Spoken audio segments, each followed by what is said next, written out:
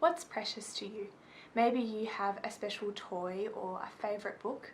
Maybe you have a piggy bank full of money that you've really carefully and responsibly saved. Maybe you have a bunch of really special friends. It's really awesome for us to enjoy the things that we love, but I wonder how often you remember that these are actually created things. How often do you remember to worship the Creator of the gifts that you love? In today's story, Daniel is going to show us what it looks like to love God more than the things that God has given us. In Daniel 5, we meet the new king, who is Nebuchadnezzar's son. The king had a great big banquet. He wanted the banquet to be special, so he brought out some really precious gold goblets that were taken from God's temple in Jerusalem. But even though they came from God's temple, when they drank from them, they didn't thank him. Instead, they praised the gods of silver, bronze, iron, wood, and stone. They didn't worship the true Creator. Now, this isn't God's plan for his people. He has made us to worship him.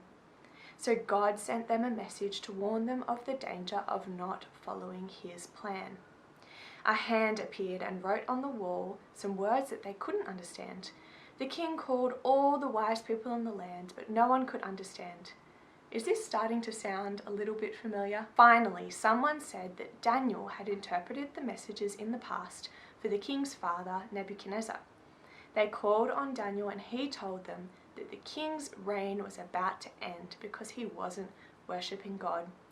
And it did. The king worshipped created things rather than the Creator. But Daniel loved God more than anything. In fact, he said no thanks when the king offered him fine clothing and jewelry and authority. The king loved stuff, but Daniel knew that stuff was a gift from God.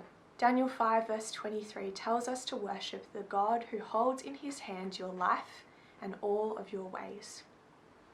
In the New Testament, Romans 1 verse 25 says that they exchanged the truth about God for a lie and worshipped and served created things rather than the Creator, who is forever praised.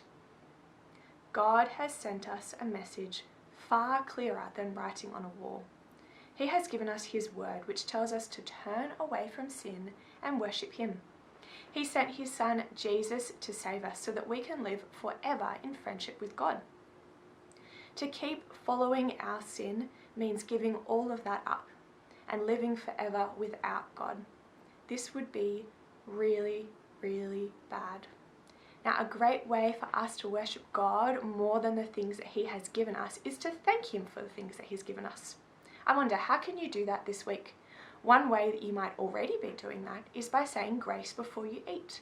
My challenge to you this week is to have an attitude of gratitude when you say grace before you eat your food. Thank God for the good gift of food that he has given us. Let's thank God now for all of the things that he has given us. Dear God, you are the Creator. Thank you for gifting us with good things. Help us to avoid turning these good things into God things. Help us to worship you, the true God and Creator, alone. Amen.